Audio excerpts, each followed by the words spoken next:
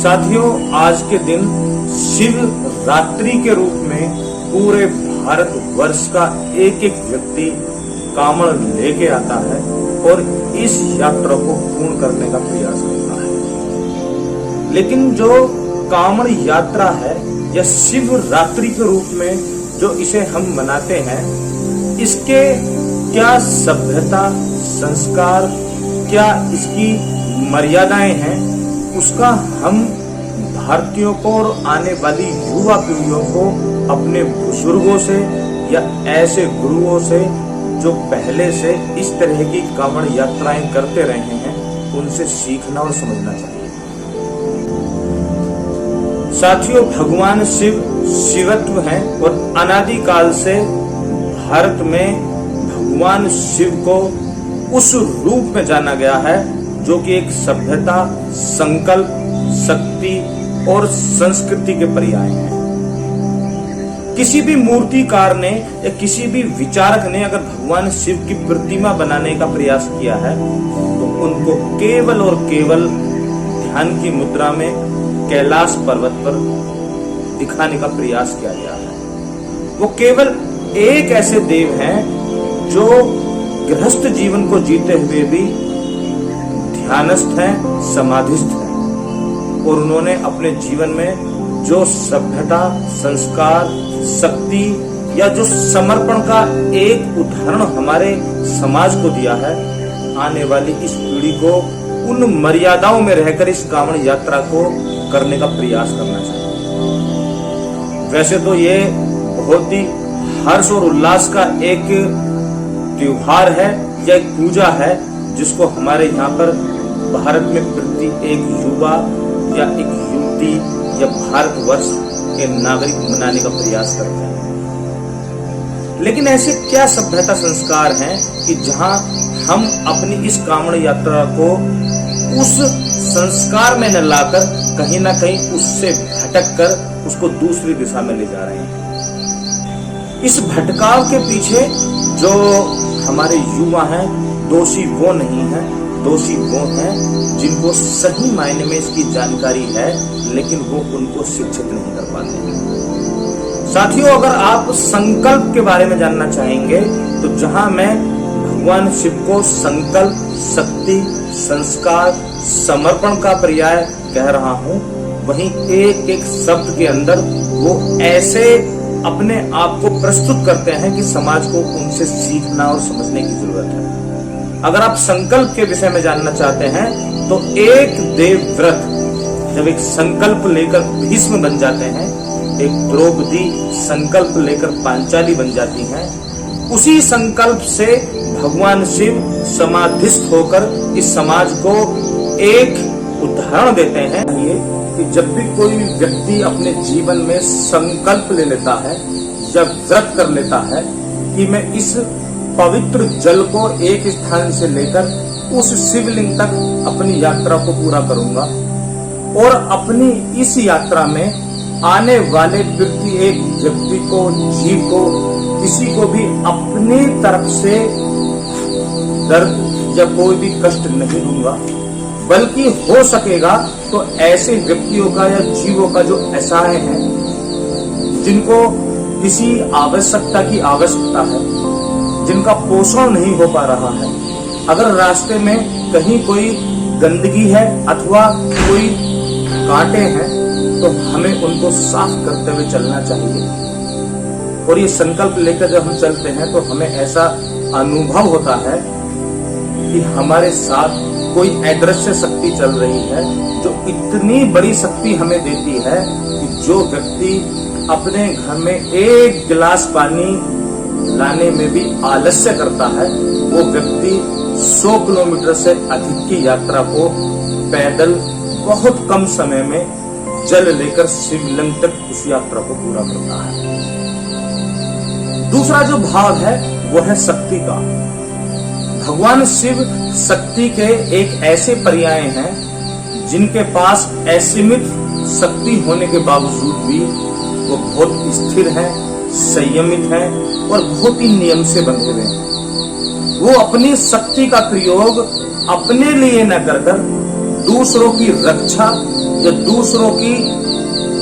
सहायता के लिए कवच बनकर खड़े हो जाते हैं, तभी वो अपनी शक्ति को ऐसे प्रदर्शित करते हैं कि अगर किसी व्यक्ति को कष्ट आता है तो वो एक जहर पीने के लिए भी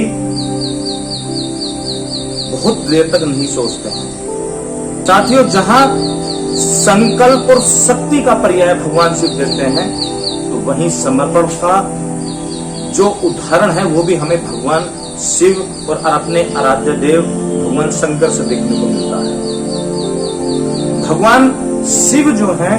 वो समर्पण के ऐसे पर्याय हैं कि वो अपने परिवार, अपने गृहस्थ जीवन को जीते हुए संतानोत्पत्ति करने के बावजूद वो अपने आप को ध्यानस्थ और समाधिस्थ करते हैं और ये समर्पण दिखाते हैं कि अपने परिवार को पालने के अतिरिक्त व्यक्ति अपने स्वयं और दूसरों के लिए भी जीवन को जी सकता है। अगर ये समर्पण व्यक्ति अपने अंदर पैदा कर लेता है तो निश्चित रूप से प्रत्येक व्यक्ति जो गृहस्थ जीवन को जी रहा है या जो समाज में रह रहा है वो भी अपने आप को अपने देश और समाज के लिए समर्पित कर सकता है। साथियों, जो ये संकल्प, शक्ति, समर्पण और सेवा का भाव भगवान शिव हमारे समाज को देना चाहते हैं, क्यों ना इस सभी भाव को हम जाने और समझें। और जिस समय हम इस पवित्र जल को लेकर एक स्थान से शिवलिंग तक पहुंचते हैं तो वहां हमें किसी प्रशासन, किसी चिकित्सक या किसी भी ऐसे व्यक्ति की सहायता की आवश्यकता ना पड़े जो हमारे इस सेवा कार्य में लगा दिए जाते हैं। हालांकि ये उनका कार्य है, लेकिन क्यों ना हम अपनी इस संस्कृति को जो अनादिकाल से चली आ रही है, सेवा, शक्ति, समर्पण का जो भगवान शिव हमें भाव दे रहे हैं, जितने भी युवा भारतीय संस्कृति के इस नियम को जानते हैं कि हम अपने आप को कैसे समर्पित कर सकते हैं, इस भाव से हमें इस पर्व को, इस यात्रा को पूरा करना चाहिए। मेरे विचार से जो भी व्यक्ति जल लेकर एक स्थान से दूसरे स्थान पर जाता है, उसको इस संकल्प के साथ में वहां से चलना चाहिए कि मैं अपनी इस यात्रा को स्वयं ऐसे पूरा करूंगा कि जो भी इस यात्रा में जीव या व्यक्ति आता है जिसको सहायता की आवश्यकता है, या मैं स्वच्छता का ध्यान रखते हुए पेड़ पौधों, वृक्षों की और पशु पक्षियों की सहायता करते हुए इस पवित्र जल को एक स्थान से लेकर शिवलिंग तक पहुंचाऊंगा। अगर ऐसे भाव और संकल्प लेकर आप इस यात्रा को पूरा करते हैं तो आप ये पाएंगे कि एक ऐसी अदृश्य शक्ति है जो आपके साथ में चल रही है और आप और भी ज्यादा गौरवान्वित, और भी ज्यादा अच्छे विचारों के साथ आगे बढ़ते हैं। अगर शक्ति का भाव आप अपने मन में ये लेकर चलते हैं कि कोई एक ऐसी अदृश्य शक्ति है जो आपको ये प्रेरित कर रही है कि न केवल आप एक जल को लेकर चल रहे हैं, बल्कि प्रकृति कल्याण के लिए, पशु पक्षी वृक्षों के लिए जो आप जल को लेकर घर से निकले हैं, तो आपके अंदर एक शक्ति का एहसास होता है। तो ये जो एक समर्पण भाव से आप शक्ति और संकल्प के साथ इस पवित्र जल को लेकर निकलते हैं, तो ये जो पशु पक्षी जीवों के लिए जो समर्पण है, क्योंकि आप इतने व्यस्त हैं कि आप अपने स्वयं के लिए भी समय नहीं निकाल पा रहे हैं, इसके बावजूद आप लोगों के लिए एक स्थान से जल लेकर शिवलिंग तक की यात्रा को जो समर्पण भाव से इस यात्रा को पूरे करते हैं, उसके मायने, उसके मतलब लग जाते हैं। हम ऐसी व्यवस्था करें इस यात्रा में कि जो लोग इस पवित्र जल को लेकर निकल रहे हैं वो निकलें, लेकिन जो जल को लेकर नहीं आ सकते हैं उनकी सेवा के लिए लोग लगे, जैसा कि लगते हैं। कुछ लोग उन्हीं के इस भाव से सेवा कार्य से लगे कि उनकी सेवा करें, स्वच्छता का और सफाई का ध्यान रखें, अपने मन और मस्तिष्क में ऐसे नकारात्मक भावों को या ऐसे लक्षणों को जो कि क्रोध के, अहंकार के या किसी का नुकसान करने के भाव हैं, उनको बिल्कुल ना आने दें। जैसा कि बहुत सारी यात्राओं में देखा जाता है कि कुछ लोग ऐसे होते हैं जो अलग अलग प्रकार से गलत आचरण कर कर, गलत नशा या गलत प्रकार के व्यवहार को अपनाकर लोगों का नुकसान करते हुए यात्रा चलते हैं। उससे कहीं ना कहीं हमारी भारतीय संस्कृति या इस यात्रा की मीनिंग बदल जाते हैं। साथियों, मेरा कहने का मूल उद्देश्य यह है कि ये बड़े हर्ष और गौरव का विषय है कि हमारे आज के युवा इस पवित्र यात्रा को अनादिकाल से अपनाए हुए हैं। आज भी बड़े हर्ष और उल्लास के साथ में इस यात्रा को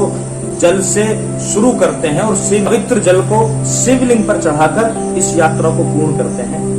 लेकिन अगर छोटे से संकल्प, शक्ति, समर्पण और सेवा के भाव को लेकर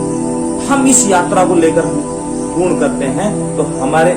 अंदर से ही ये भाव आते हैं। केवल भारतवर्ष के अंदर ये एक ऐसी यात्रा है जहां पर हमें एकत्व होने की, जहां पर कोई जाति, वर्ग और धर्म के इस पूरे तंत्र से ऊपर उठकर हर एक व्यक्ति, चाहे वो किसी भी जाति का है, वर्ग का है, धर्म का है, समुदाय का है, वो पवित्र जल को लेकर यात्रा को शुरू करता है और अंत में जाकर शिवलिंग पे चढ़ाकर वो एक होने की भावना रखकर अपनी यात्रा को पूर्ण करता है।